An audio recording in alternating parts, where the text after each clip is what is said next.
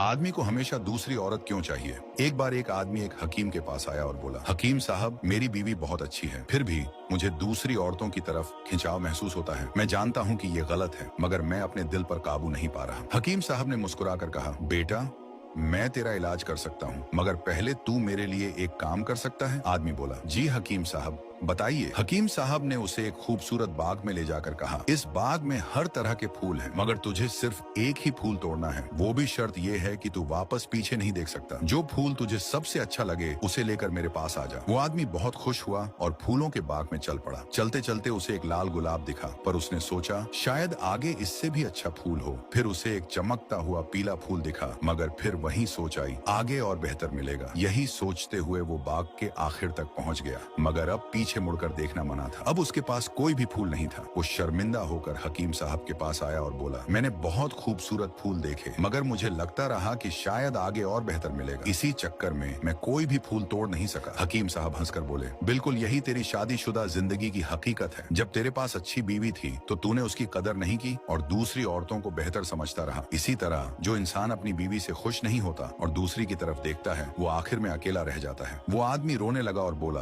अब मैं समझ गया हकीम साहब, काश मैंने शुरू में ही उस गुलाब को चुन लिया होता। अल्लाह ताला